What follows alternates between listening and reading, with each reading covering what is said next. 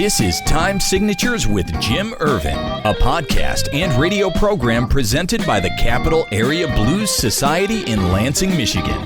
Driving up and down these Michigan roads, yeah. And now, here he is, your host, Jim Ervin. Baby, I'm home.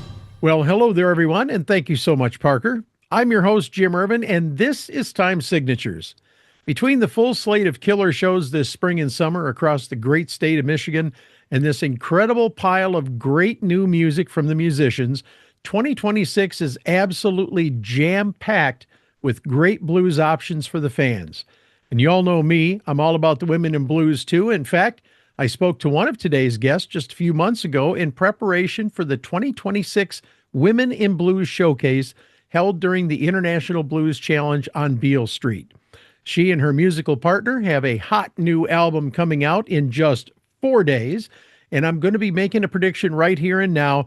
You are going to love this album.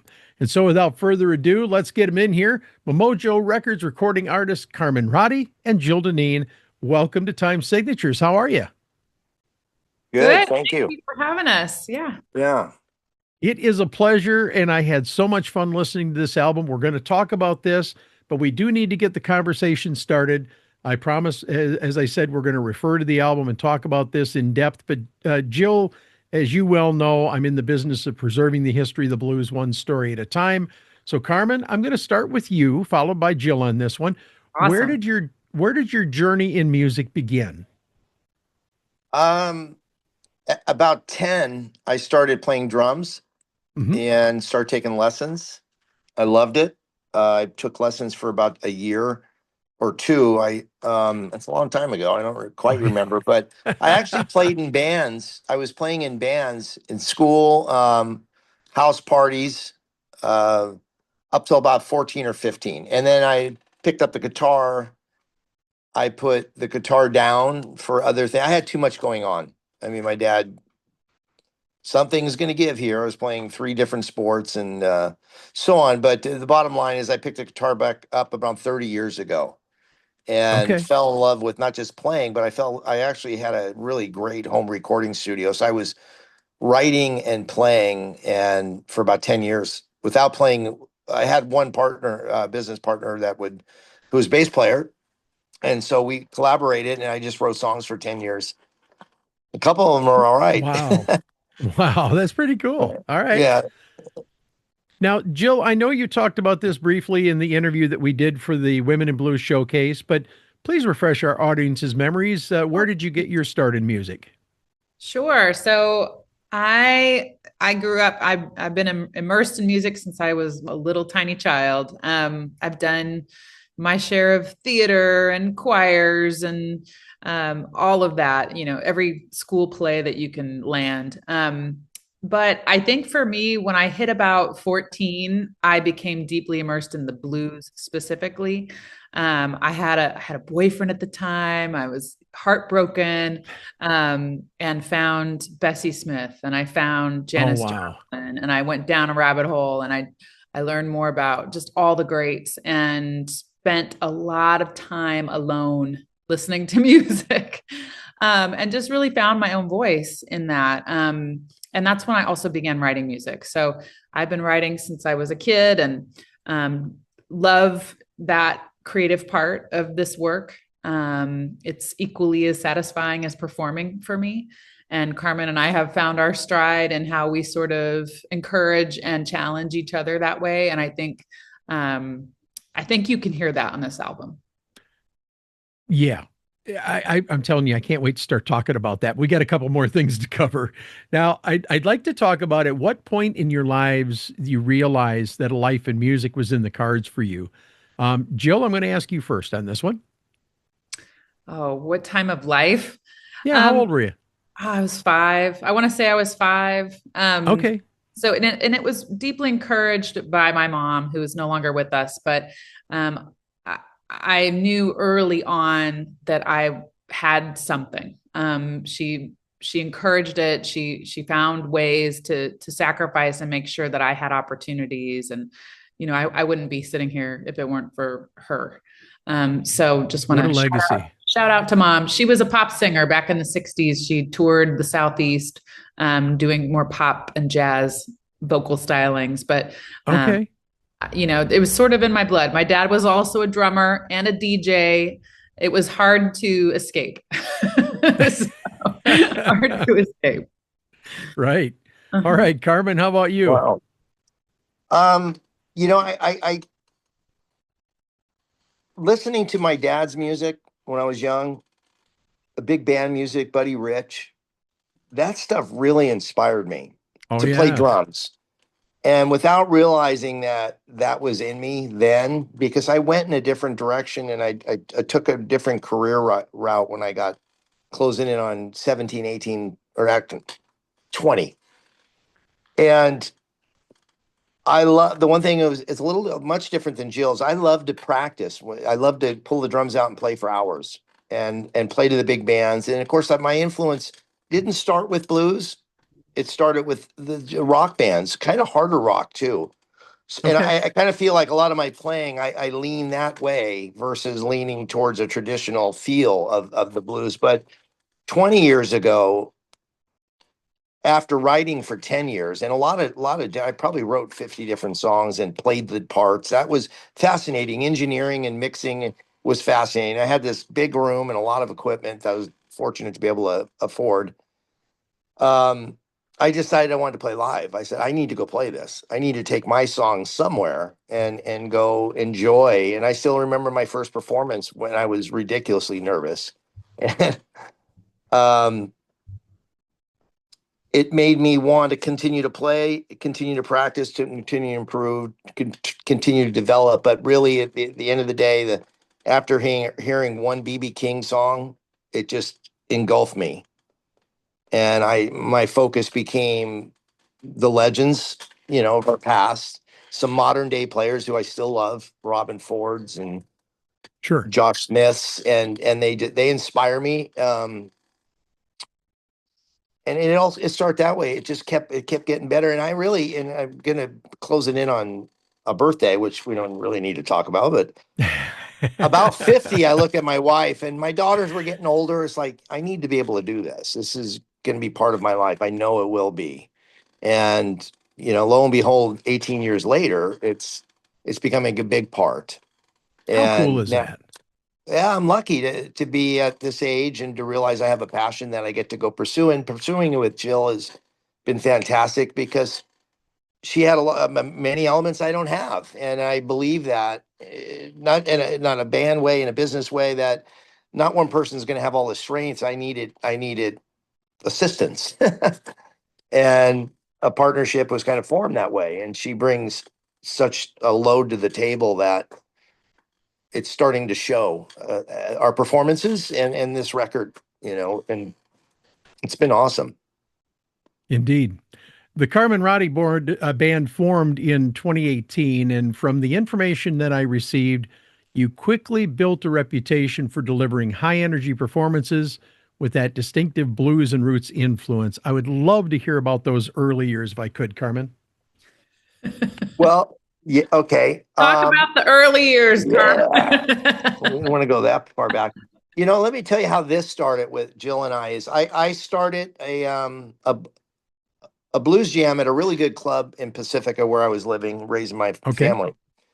And the owner said, well, you can start at 5 months down the line. You can start in May. It was 2018. And by then, they had just taken over the other section of a retail units, and it was about 3,000 feet on each side. We're building a big stage there. We're bringing in real sound equipment. They wanted to turn it into music. So it's like, wow, I get to start this jam and it's real. And so I started to field players knowing I had a lot of original material that I wanted to work on. And so the model was simple. I would hire one of the performing blues artists in the Bay Area with the house band. And a couple months into it, somebody approached me to take the house band to the Pacifica Fog Festival. So I went out there and played. We rehearsed for a while and dumped 10 original songs, I think, or whatever, however many. And I sang them all. And I realized I didn't really want to sing. It wasn't my strength. My strength was writing. My strength was playing. Sure. And I was hoping I wanted to try to figure out a vocalist to take part. And lo and behold, I ran into Jill at the jam. Actually, she came out to the jam with another player. And I think I asked her to come in and play 3 songs. We were doing a dual set, which would have been our second show. And she said, yeah. And little, I think in February of 19, we did our first show as the Carmen Ratti Band featuring Jill. And I think I annoyed the shit out of her for a year, pounding my vision down her throat. And, we everything just kept developing. And then we prepared for an album at Greaseland and a big show at probably one of the 2 best blues venues in the Bay Area, which got rained out by COVID. So, yeah, but we kept going and I kept annoying her and throwing music at her. And then we hit some golden moments with her music. And then a song we took to the IBC competition that we wrote specifically for that. And I think it would turn out to be a gem. Anyway. Okay. What was the There name you of that go. song? And we still talk to each other. I think it's beautiful. So name of the song, it's on the album. It's Blessing in the Blues. Okay. All right. We're going to talk about that in a little bit here. Definitely. But I did want to return for a moment to talk about that dark COVID period because, of course, everybody was shut down for well more than a year. What did you all do to remain relevant? Because you guys had just basically gotten off the ground, and that had to be one hell of a blow, yeah? Oh, yeah. It was. And that was the time everything was shut down. Yeah. Musicians were lucky if they could find like an outdoor gig, to just sort of keep their foot in the game. And luckily, because Carmen ran a jam and because we had a relationship with Can't Stop the Blues, we were able to record a couple of beautifully produced virtual concerts during COVID. Really? That are still floating out there somewhere. But those instances really helped, I think, refine us as a band. We had to take an opportunity to take risks, to watch ourselves, to learn, to grow, to listen back. And I think a lot of musicians had to do that during that time period. We also took the opportunity to go record. We recorded our first album at Greaseland with Kid Anderson. And, everything was shut down, but we were able to get in there and, record our first album and release some of that anxiety around, disconnection. So we found a way. Everyone found a way. And there's a lot of unique stories about how people found a way, but that's how we did it. Indeed. That's a great springboard to my next question here. Your 2021 debut, The Road Back, great title for the album, by the way, brought audiences into your world of that powerful chemistry that you guys have become known for, earning praise for its authenticity and musicianship. And yes, I read that. I can imagine that getting that first album out after 3 years must have felt good. Yeah, Carmen? Well, it did. I think to get to record some of the ideas I had, for instance, there's a song on there, Lights Are Low, that I had written 3 years prior and refined it when Jill came to the band. Actually, I rewrote the lyrics. Okay. Restructured. It was a simple song that I embellished and made better. But to record it there we had Damar on drums, who is one of the best drummers in the scene. I mean, he's up for best drummer this year. I think he's been up for BMA drummer of the year a few times. But to be able to library those songs and hear them as well as they sounded from being at the studio was fantastic. And it made us, although we didn't do, and this was a learning process for me. I just recorded it so we could have something that separated us from bands that are playing a lot of covers. I mean, that was kind of the goal. We wanted to write our own music with our own feels and not be a duplication of what we've heard, but have those elements in the songs. And so it was a good springboard for us to keep going. And we got a lot of Indeed. momentum on that. And then we got a lot of momentum when we won the IBC regional. And it's been kind of a trajectory uphill since. And, you know, having Jill bring her songs to the table has been fantastic. And then a mixture of some of what we've collaborated on and or mind is, you know, there's a good variety of music happening in our albums. Absolutely. Jill, how about you? How about me? I mean, having that album finally come out, knowing that you had started in 2018 and then you had to stop for COVID. I mean, what was that like to finally get that thing out, you know? You know, it was awesome to have an outlet to express ourselves more than anything, I think. Sure. And also to have sort of a calling card and a resume to help us play better clubs, help us win more fans, help us sort of prove our, you know, credibility as musicians. And I think this is my fourth album. I've worked in blues for many, many years in Chicago and North Carolina and the Southeast. But this experience going through COVID and producing with Kid Anderson at Greaseland has been the most significant in that we wanted to get it right. We wanted to get it really right both times. And sure. Yeah, it's just a different level of production, a different level of expression, a different level of devotion to what we're doing. Indeed. Yeah. So let's fast forward to today.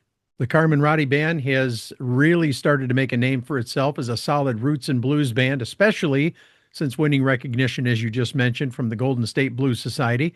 How did that recognition come to fruition? I mean, you won that contest, and of course, you went and represented the group in Memphis, correct? Yes, in 24. Yeah. Okay. What was that experience like for both of you?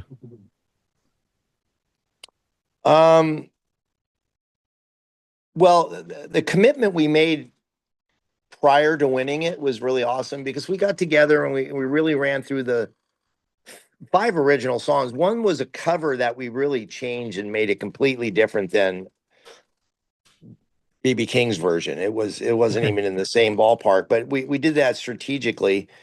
And that commitment was great because it showed us where we could land with a little more work at the time with the unit we had. Because the drummer we used when we won, we had to replace for health issues. So we pulled another drummer in and had to get him on board. And the rehearsal and the dedication up to that point was fantastic. The community around us, the fundraisers were fantastic. I mean, they really embraced us and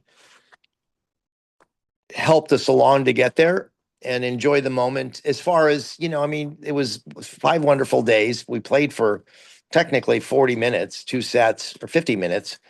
And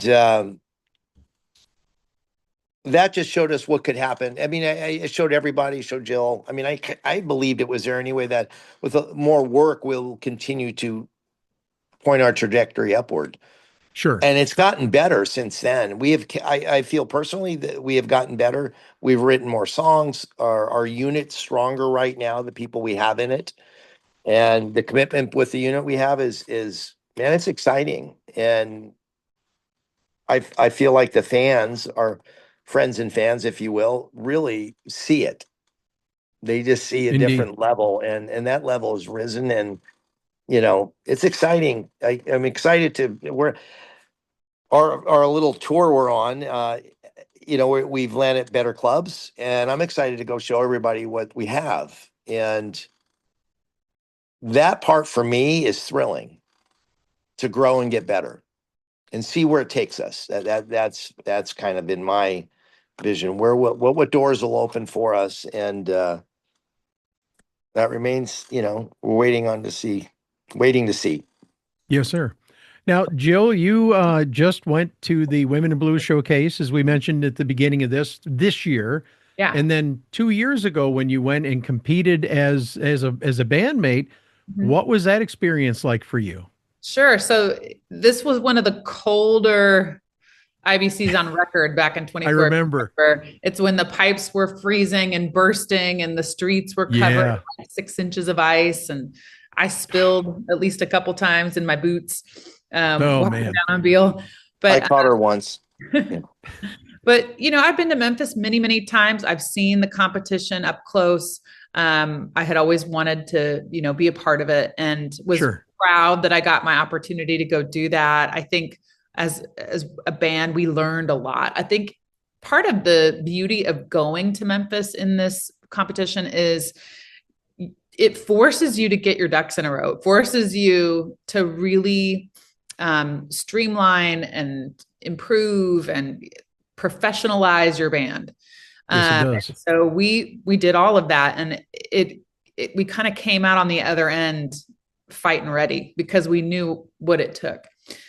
So I think it was a good experience. And then, of course, this year I went back as one of the women in blues for the showcase there, and that was just pure joy. I mean, I feel like we went in and gave a great show. Carmen went with us. We rented a house and held a big party, and just made a big splash of the event, and found the joy of the occasion. So I was really glad and proud to represent women in the blues.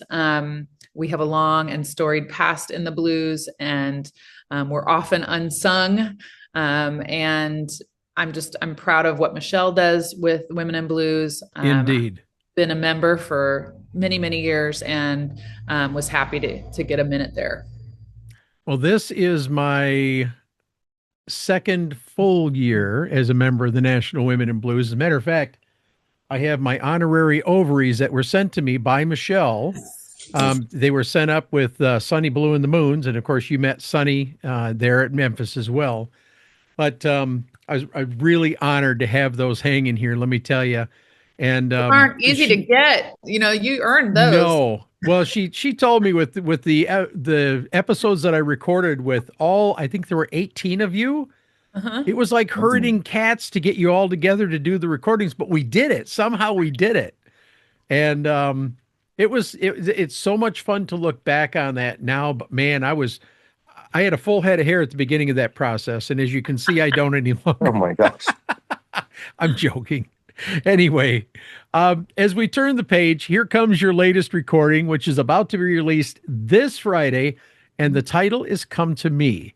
As I do with all of my episodes, if I am interviewing somebody for an album release, I spend some serious time listening, absorbing, and trying to get everything I can from the album. And please let me say that in the case of this album, I got hooked on the first spin, honestly, okay? I have a few favorites too, but we're going to get to that in a minute.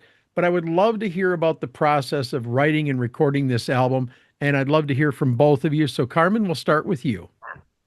A particular song? No, about the process itself. Oh, well, okay. Oh boy. Jill threw a curve at me. I've learned a lot from Jill, which I'm so thankful for. But when we started, I expected to do an EP. Okay. No, we can't. We have to do a full album. Okay, well, we need to write more songs. I mean, that's kind of the conversation. All right, well, I'll write some. I've got songs, and all right, I'll write some more. So I went to work, and I had some songs. A lot of songs I've written that are they're hanging out there in my library. And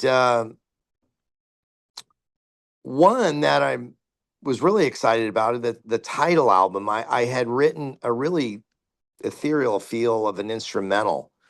And when I gave it to her, she loved it. And she goes, oh my God, the melody is beautiful, blah, blah, blah. And I said, well, please write some lyrics to that. Because I don't want to do another instrumental. I love doing instrumentals. So I envisioned a lot of different type of songs on this album. Okay. And we definitely achieved it. I mean, there's a couple rock blues songs, or something that almost feels more jazzy that I intended to. And Jill's songs all have a different motif to them or a feel on them. And then the two songs that we collaborated on that I'm really proud of. I love when she puts her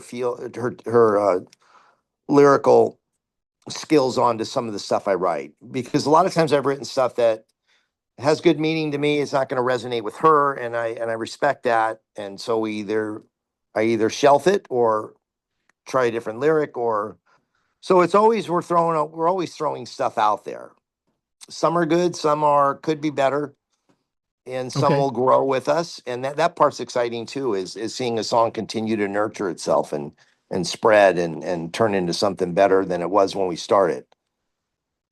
And there's a song Jill? on there Oh, that's sorry. Go ahead. yeah, no, go ahead. No, that's good. I'm No, good. no. Go ahead. I want you to finish. Well, there's a song there we on the album we did on the first album, but it's just done differently now, and we're proud of it. And live, we take people by surprise with this song. You know, it just has a lot of flair to it and a lot of surprise moments in it. So Okay. anyway, there you are. Jill? What was that process like for you? Cathartic for me. So, songwriting is very personal for me.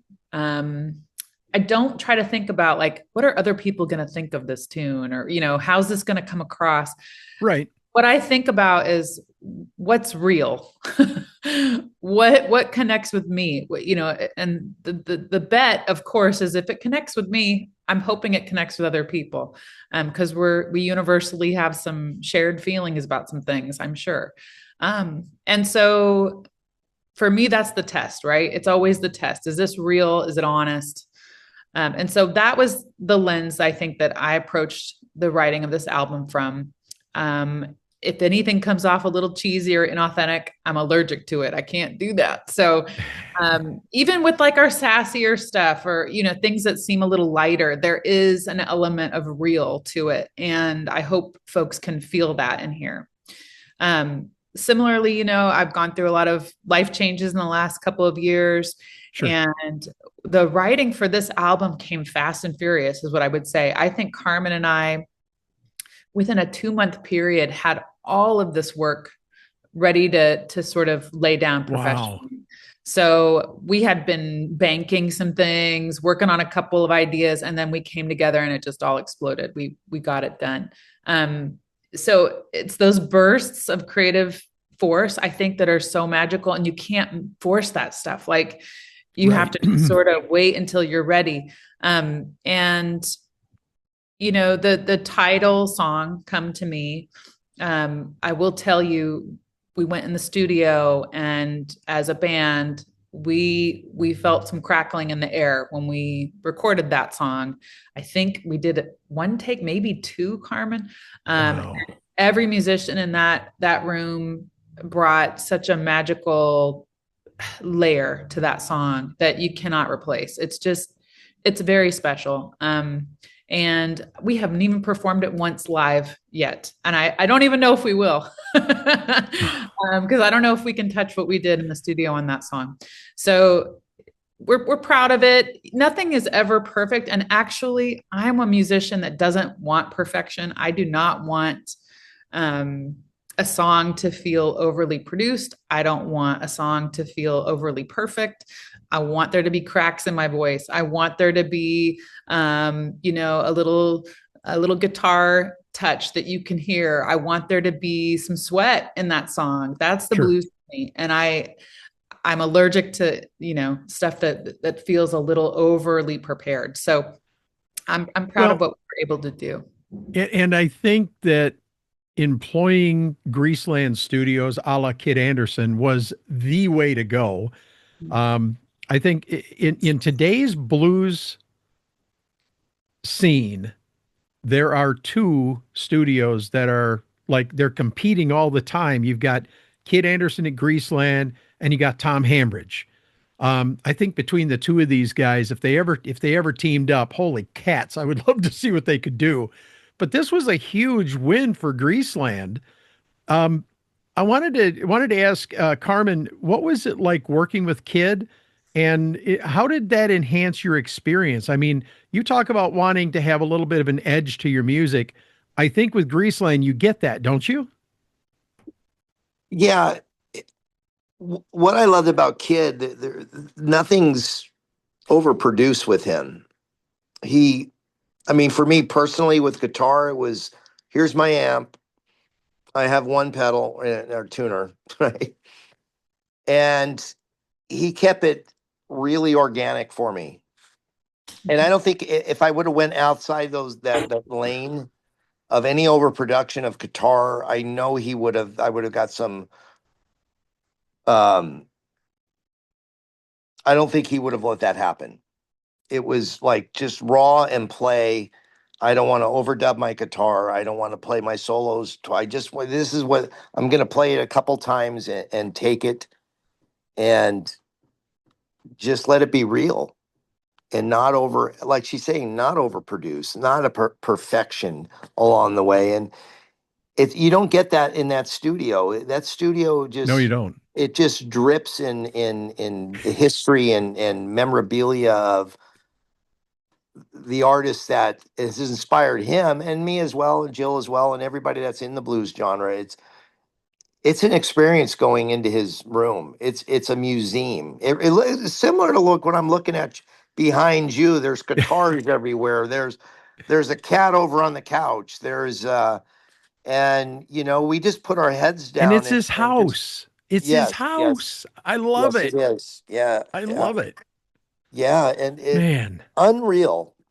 You don't breathe in that room. You sit, you play, and you just absorb yourself in the music. And like she said, we had takes that he would always make us play the song a second time, but we never had that. I think there was a song or two where maybe we stopped in the middle and redirected the traffic a little. But that part was so cool, and the headphone mix is like nobody was loud. Everybody just heard herself perfect, and we played. And I don't know what it is about what he does in that studio. You've been there, so you know what I'm talking about. What I really was impressed by is the new album from Sean McDonald. Mm-hmm. The first time I heard that, think about this for a minute. I heard, when I closed my eyes, I heard Sun Studios 1956. It just had that old school. Am I right? Yep. Yeah. It just had that old school sound. Jill, you called this album deeply collaborative and deeply resonant. Mm-hmm. And that really comes through as you listen to this. But I want to hear from you about this point specifically. Sure. So I think the other thing we have to say about Kid is he's brilliant, right? Everyone knows that. But indeed, when you're recording, when you're working in the studio, you not only know that intellectually, but you see it. So he is literally editing while you're playing. He is helping to produce your album while you're playing. His ear is unmatched. And he can, in an instant, help guide or sort of just throw out some new possibilities that you didn't think about for your production of your album. So just, there's nowhere else quite like it. And then what I would say, the collaboration is really true. So we have surrounded ourselves with some really brilliant players. I'm so grateful to get to play with this caliber of player. It changes the entire game. When as a singer, especially, that you're so well supported, that you have like this, you don't have to think twice about the music. The safety net is there. And so Tony Lafrano on keys, Randy Hayes on drums, Steve Hazelwood on bass. These guys are pros and like one take wonders. Like it's almost like they're session players and pro live performers wrapped in one. They're just incredible players. And I feel lucky that they helped produce what we have today. Indeed. Now, I promised that I was going to talk about some favorite tracks on this album, and I have 3.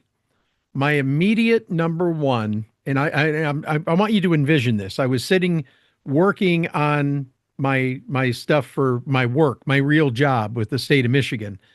And I've got the album playing on my personal computer off to the side. I work from home, and the music's playing and I'm enjoying it. And then all of a sudden, track 3 comes on. Come to Me, the title track, blew me out of my chair, blew my hair back. I mean, pick your saying, whatever you want. What a powerhouse song, guys. It caught me in the feels right from the start. And I ended up replaying that song. I stopped listening to the album and kept replaying it like 5 times. Oh my God. And I thought, this is really incredible. And how thoughtful are you guys? You didn't just give it to me once. You gave it to me for the final track on the album in an extended version. Absolutely blown away. Number 2 was Blessing in the Blues. Really enjoyed the overall feel with that gospel twist. Well done on that. And then my third favorite from the album was Pretty Good Man. And I just have to say, I mean, this album, as you said, you feel like you have made some progress since your first album. 100% agree. 100%.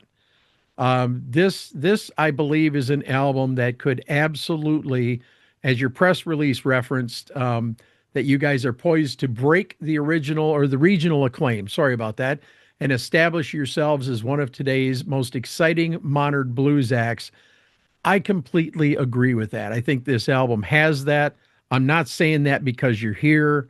I'm just giving you 100% where I feel and what I see. And I'm excited to see what comes of this down the way. What do you guys think? How do you feel overall?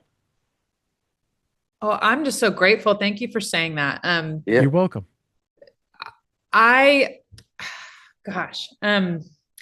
So the songs that you've referenced were not the ones I predicted you would, but I'm grateful you did, because like I mentioned, Come to Me has a lot of personal meaning for both Carmen and I, but it is about, finding some spiritual comfort. And I feel like we're in a place in this world where folks need to hear that message right now. The same thing with Blessing in the Blues. I feel like it's about crossing divides and finding a way to find our similarities and come together. And I think that that's sort of the calling of this album, at least from my view, is that we're more alike. We share pains, we share grief, and we need to find more empathy for each other in that way. And so I'm very pleased that you said that. Thank you. You're welcome. Carmen? Well,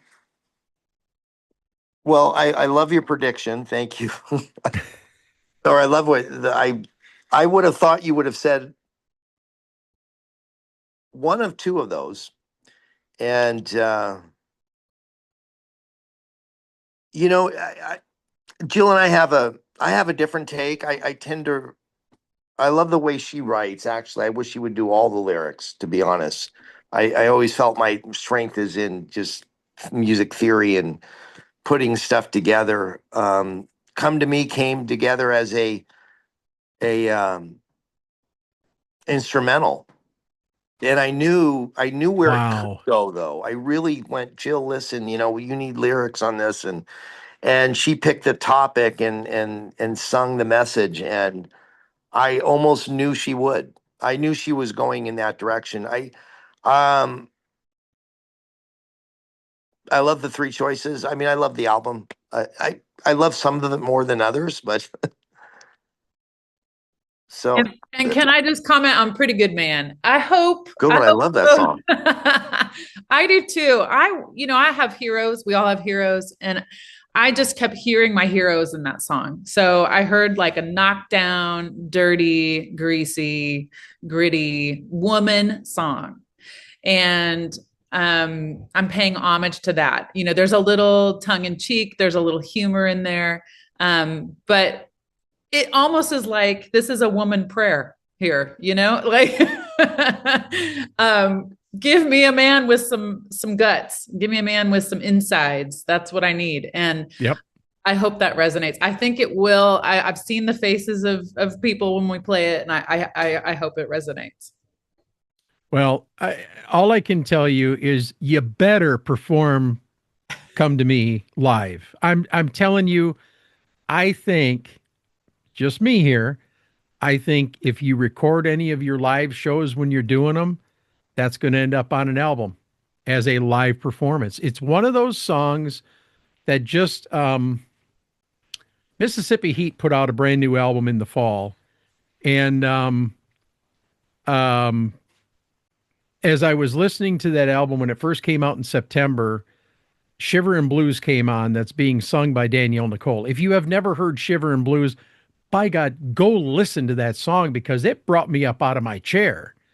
I mean, that's what Come to Me did when I heard it the first time. It was like, are you kidding me? Are you kidding me right now? And it is one of those songs, and I'm not trying to overstate here. I'm just being honest with you. It's one of those songs that just grabs a hold and it gets your attention. And I think that's one of the biggest things about the song that I really enjoyed about it. Now, I see the band is preparing to take it on the road, as it were, with a tour designed to promote this new album. I'd like to talk about that for just a moment. Where are you headed? Is it going to be U.S. based only, or are you planning on heading across the pond as well? Well, at the moment, and this is about booking our band, and that is hard. Yeah, I mean, there's a lot of no replies along the way, and I'm relentless. I'll annoy somebody until I get an answer. So right now we're just in Northern California, and at some of the best, not some of the, but we're at the best clubs in Northern California. We're in the San Jose Blues Festival, which is I think Kingfish was headliner with Walter Trout last year, so we'll be there in June. And so we're continuing to put shows on our calendar, but we're not just taking a show to go out and play. We are trying to pinpoint the best venues we can get to. Not ready to jump in a tour van or anything, at the moment, but our sights are on going across the pond. And we hope this album and a lot of the videos that we have that capture a lot of there's a song on there, Coming Down. When you hear our video, it sounds, that's us. It sounds the same. It's not overproduced like we were talking about. That's how we sound live, and that's how it sounded on the album. So, our future goals do look further down the road to at least on the West Coast and Europe. That's what we hope that doors will open down the line. So. Well, I genuinely hope that as this album comes out and starts getting airplay on a regular basis, I think you're going to see doors open for you, and I think stuff is going to take off. I really do. I think this is going to be a big year for your band. All right, Carmen and Jill, where can we send people to learn more about the Carmen Ratti Band, maybe buy some merch, or, as we just talked about, to get you booked for a gig? I'm going to tell you what, nobody makes merch like Carmen Ratti. So, oh, Jesus. Show them where you're sitting, Carmen. Show them. I'm sitting at my business here. Isn't this beautiful? God. Okay. I have an awards business and promotional item swag. So I do all our shirts here and mugs, and nice. I've been doing it for 30 years. I also am in sales with the company for 35 years. And luckily I don't have to work that much anymore. And I rather wake up and do music and enjoy the rest of my life. So that's where this is hopefully heading for me. But yeah, the merch, and as far as where we find us, CarmenRattiBand.com. That has the new album right on the front landing page. It has our show schedules. It has our bios and our pictures and a lot of great videos. We've done at a couple festivals, and Club Fox in Redwood City you always land it's a great stage and a great audience. So we got some great footage of us there. And I think that's important. I think any booker would want to know what you sound like. Your record's great, and seeing us live is even probably better. So that's it. So CarmenRattiBand.com, and you'll see everything you need to see. Awesome. Carmen Ratti, Jill Dineen, I cannot tell you how much I appreciate both of you taking time to talk to me today. It has been a pleasure. I'm truly excited to see what develops for your band. As I said earlier, because I honestly think this is going to be a big year for both of you. So congratulations, and thank you, Jim. both. That's really kind. Thank you so much. Thank you for having us. I just really hope folks check out our website. Come find us at a show. If you're in Northern California, we're like Carmen says, we're planning to expand and do some West Coast touring very soon. So look for us and find us. We would love to meet you. We would love to play for you. We would love to connect with you. Indeed. Yeah. All right, stick around. I'm going to tie the ribbons on here. As we conclude this edition of Time Signatures, please allow me to tell you about the National Women in Blues. Now, this is an organization that supports, edifies, mentors, and promotes female blues artists and was created in 2006 after founder and chief bottle washer, that's her nickname, not mine, Michelle Seidman, attended a large, well-known blues festival. And of the 55 acts on 4 stages, she noted that there were only 4 female artists scheduled to perform. Fast forward almost 20 years later, the National Women in Blues is making its mark with their annual Women in Blues Showcase, which is held down in Memphis during the International Blues Challenge. They also sponsor other showcase events around the country and Women in Blues seminars. Visit nationalwomeninblues.com today and make a donation in any amount to support this worthwhile cause, if you would, please. And as always, thank you so much for your consideration. And that wraps up this edition of Time Signatures with Jim Ervin. Once again, my thanks to our guests, Carmen Ratti and Jill Dineen, but also to you, for without you, none of this would be possible. Jim Ervin reminding you, keeping the blues alive is everyone's responsibility, but preserving the history of the blues one story at a time, that's my mission. Until next time, so long, everybody. This has been Time Signatures with Jim Ervin, presented by the Capital Area Blues Society in Lansing, Michigan. For more information on cabs, visit capitalareablues.org. You can find this episode and past episodes at lccconnect.org. The Time Signatures theme song, Michigan Roads, is used by permission and was written by Root Doctor, featuring Freddie Cunningham. You know I'm trying, baby, driving up and down these Michigan roads, yeah. Until next time, keep on keeping the blues alive. Baby, I'm home.